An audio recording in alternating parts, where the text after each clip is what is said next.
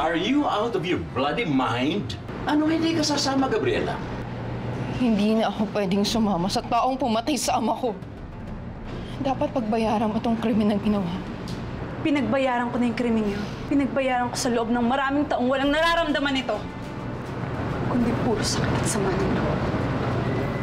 Dahil pinatay ng Socrates na yan ang mga magulang ko. Si Socrates ang tunay mong ama? May pinoproblema ka pala. Ba't hindi mo sinasabi sa akin? Di ba kaibigan mo ko? Kapag sinabi ko ba sa yung totoo, hindi mo ba papatay ng tatay ko gaya ng ginawa ni Ingrid?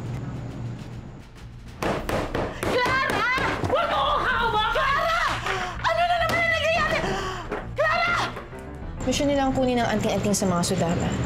Pwede ko maging misyon ang kunin ng anting-anting ni Datu Puti. Lalakad kang mag-isa?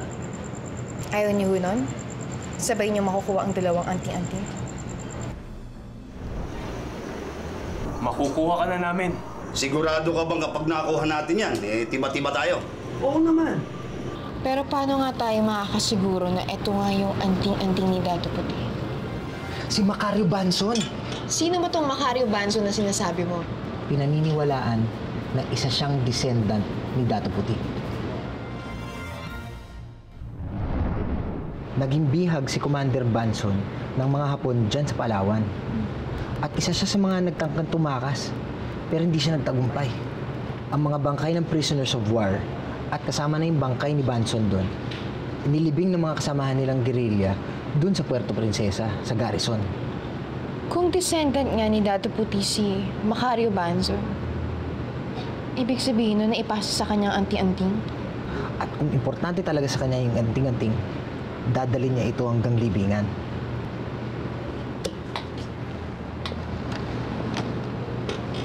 Pero paano pa rin tayo makakasiguro na ito nga yung anting-anting ni Datu Puti?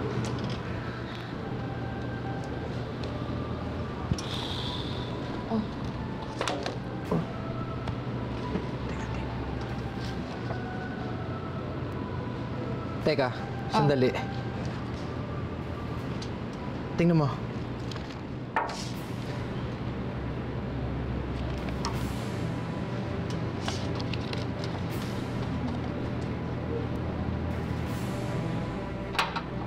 Pareho lang nasa picture ah.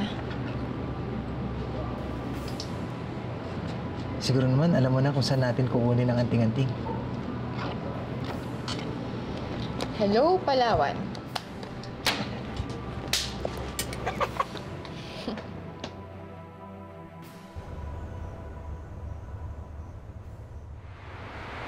Bakit naman wala man lang nagsabi sa akin?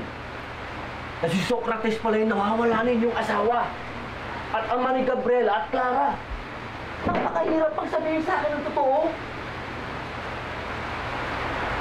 Kasi, alam namin matagal mo na siyang hinahanap. Alam namin na matagal na rin gusto mo siyang patayin. Umiiwas lang kami sa gulo, Elias. Inay, sa tingin ninyo, papatayin ko si Socrates kung nalaman ko yung totoo? Hindi naman akong gawing tanga. Bihira kayo.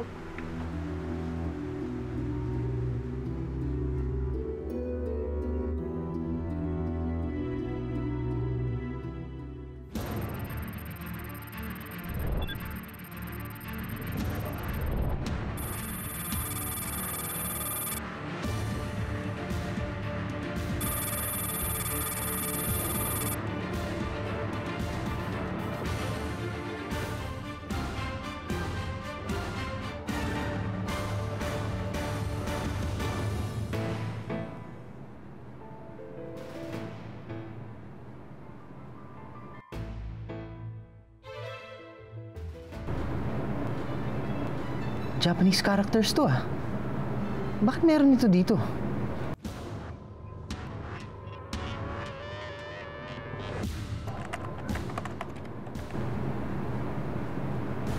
Japanese artifact lang siya. Tinatawag nilang Sumaizasan.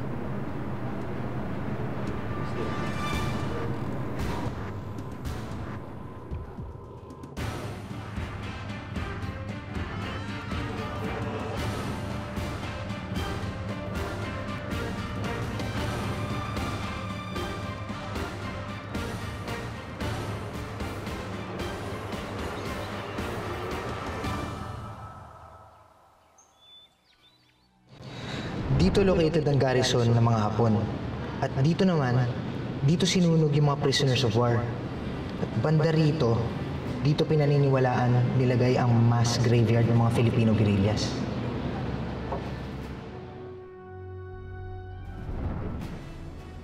Banda rito ang mass grave.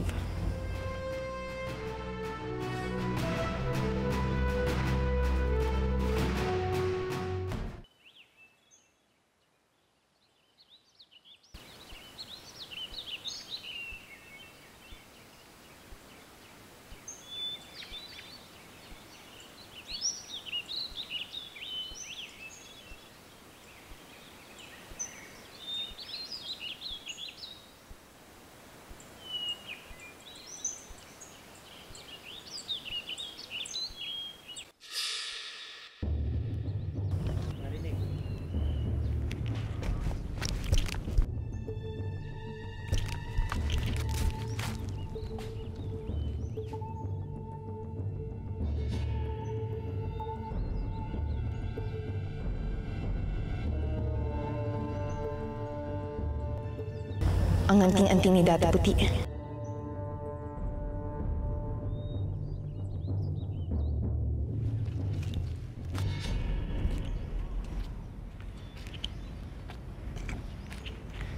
Bossing! Baka naman ho pwedeng mabili ang hawak-hawak nyo. Ito! Hindi ko pinagbibili to! Importante sa amin to! Ayaw nyo ho talaga? Sinabi ko na hindi. Sige. E di pipilitin kita. Wag! Wag! Ibibigay ko siya to. Huwag mo akong papatayin. Marami kong anak. Salamat. Pasensya na, kuya. Wag! Kailangan ko lang ho talaga. Mawa ka. Huwag mo akong mabarilin. Taas mo kamay mo!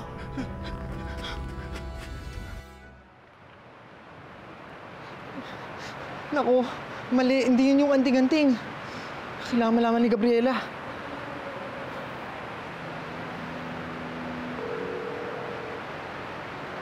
Hindi niya sinasagot yung cellphone niya.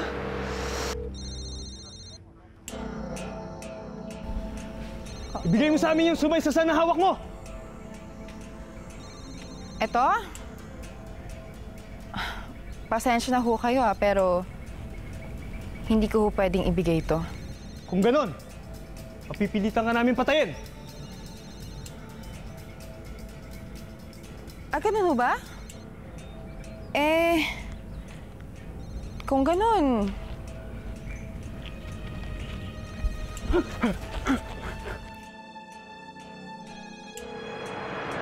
No. Sino kausap mo? Si Gabriela sana eh. Kaya lang, hindi niya sinasagot yung cellphone niya. Ano kasi, yung anting-anting eh. Nahanap na namin. Hindi pala. Hindi pala namin nahanap. Ha? Ano bang ibig mong sabihin? Kasi akala namin ni Gabriela, nahanap na namin yung anting-anting. Ang problema, Japanese artifact lang pala siya. Ito, nung panahon pa ng gera yan. Ang tawag dyan, Sumai Zasan. Ibig sabihin, House of the Sun. Ba't parang takot at takot ka? Kasi, si Gabriela kasi, akala niya yun yung anting-anting. Ano kasi? Anong ano kasi? Umalis na siya. Umalis siya? Saan nagpunta? Sa Palawan. Saan sa Palawan? Kanina alam ko eh. Ngayon hindi ko na alam kasi hindi ko siya matawagan eh. Hindi niya sinasagot. Hindi sumasagot? Nasa panganib si Gabriela. Kailangan humanap ka ng paraan para malaman natin kung nasaan eksakto siya. Tutuluyan ko nito. Hindi importante sa amin yung taong yan. Ang mahalaga sa amin, yung hawak mo. Hindi ako nagbibiro! Tatapusin ko to! Pwes, kami na tatapos yan!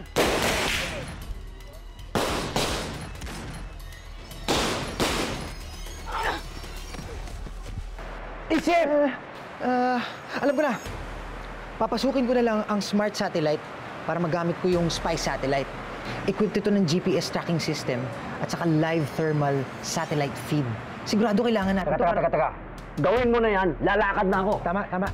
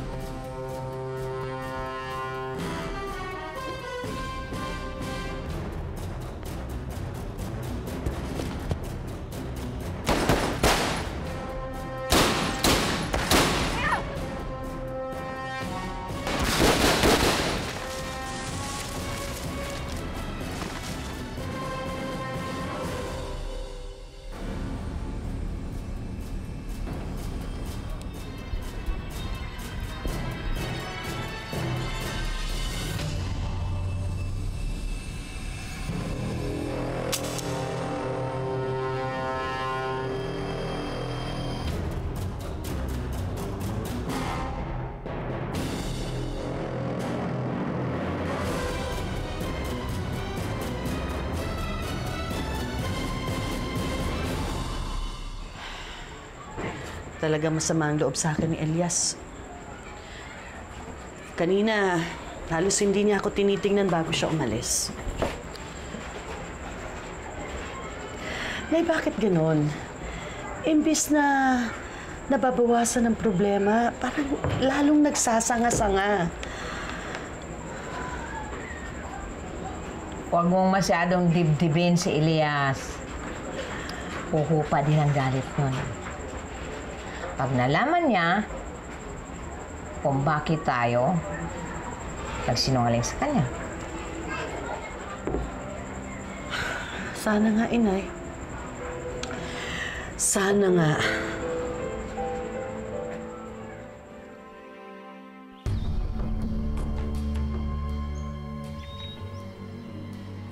Elias? Elias! Nasa ka na? Elias! Elias, come in! Elias! Elias! Elias, narinig mo ba ako? Elias, report! Elias! Elias! Kopya. Malakas at malinaw. Tagal mo naman sumagot. Akala ko nasabit ka na eh. Si Elias Pinaglabanan? Sasabit? Saan ako? Okay, sa 9 o'clock mo, diretso lang.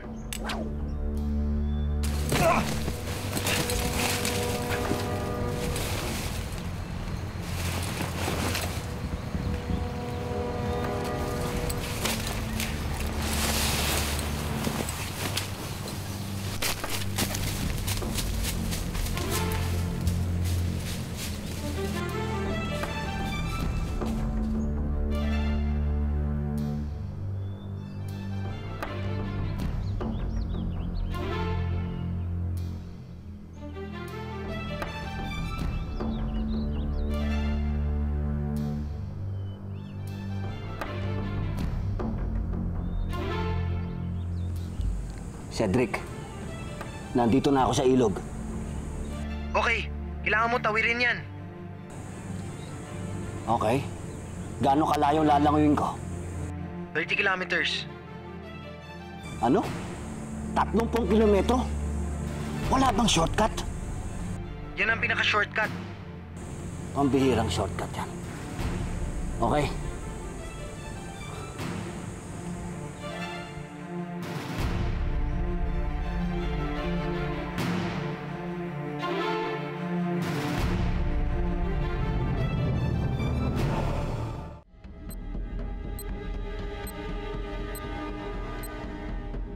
Elias, report.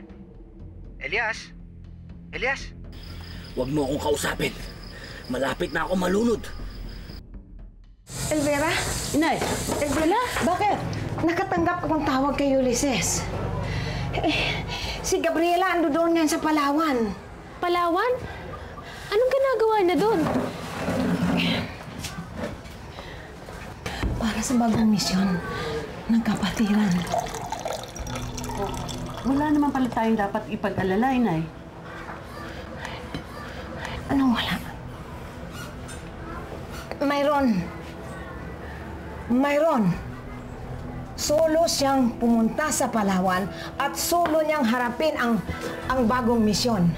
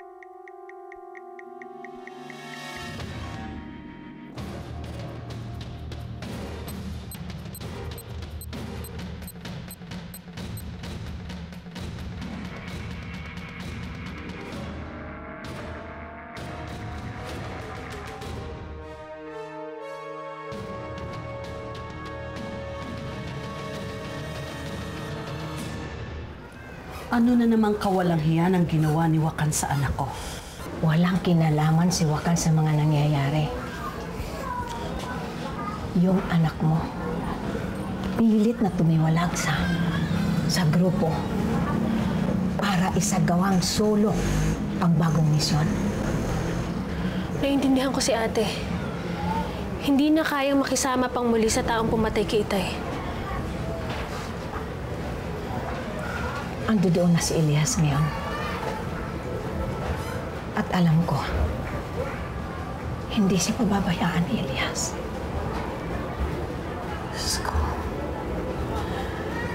Sana hindi pa huli ang lahat.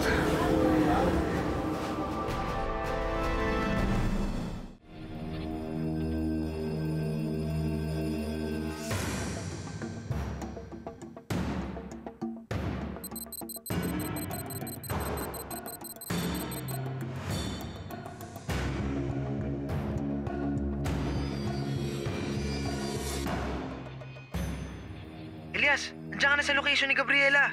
500 meters, 9 o'clock mo, diretso.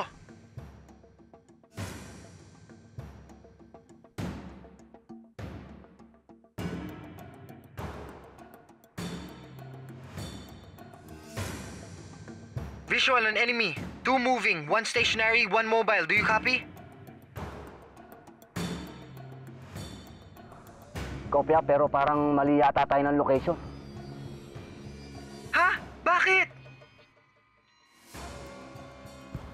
Parang nasa resort ako eh. Resort? Anong resort? Kanina pa ako nakakakita ng mga babaeng nakatupis. Mga turista. Imposibleng magkamali ang smart satellite. O sige. Aantayin ko lang dumilim. Pagkatapos, didikitan ko. Standing by.